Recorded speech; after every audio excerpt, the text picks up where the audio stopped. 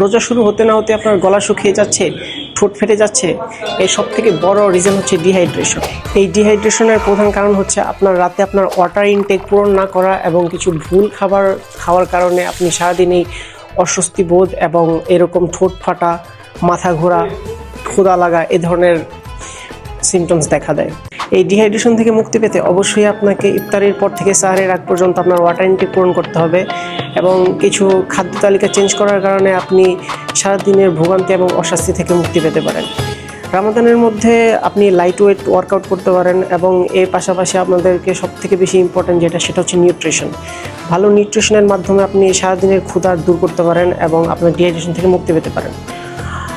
ইফতারিতে অবশ্যই আমরা আমাদের খাবারের মধ্যে ফল ফার্স্টের প্রায়োরিটি দিব, তারপর হচ্ছে প্রোটিন ইনটেক। অবশ্যই আমাদের দেহে সব কিছু প্রোটিনের মাধ্যমে চলাচল করে, তাই আমাদের ফার্স্ট প্রায়োরিটি ফল এবং প্রোটিন।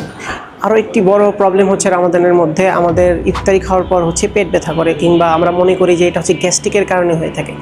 আসলে এটা মেন গ্যাস্ট্রিকের কারণে হয়ে থাকে না। আমরা যখন হঠাৎ করে অনেকগুলো গ্লুকোজ আমাদের শরীরে ইনটেক করি বা অনেক খাবার দাবার খাই, তখন সেটা হচ্ছে আমাদের শরীরে ডিরেক্টলি হিট করে আমাদের স্টামাককে। আমাদের স্টামাকটা হচ্ছে একটা ধরেন বেলুনের মতো, এখন এটা না খেয়ে থাকতে থাকতে ধীরে ধীরে ছোট হতে থাকে এবং আপনি যখন একসাথে অনেকগুলো খাবার ইনটেক করেন, অনেকগুলো খাবার কনজিউম করেন, তখন আপনার পাকস্থলীটা ভরে যায়, যার কারণে আপনার পেটের মধ্যে ব্যথা সৃষ্টি হয়। কিন্তু আমরা মনে করি এটা হচ্ছে গ্যাস্ট্রিকের প্রবলেমের কারণে।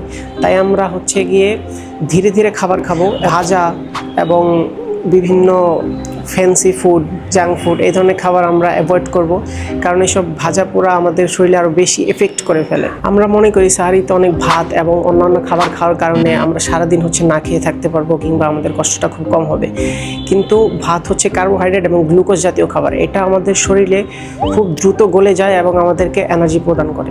তাই ভাত অত্যাধিক না খেয়ে আমাদের মেন প্রায়োরিটি হতে হবে প্রোটিন ইনটেক। যদি আমরা প্রোটিন ইনটেক করি তাহলে আমাদের সেই প্রোটিনটা আমাদের দেহে ডাইজেস্ট হইতে 4-5 থেকে 6 ঘন্টা টাইম লেগে যাবে।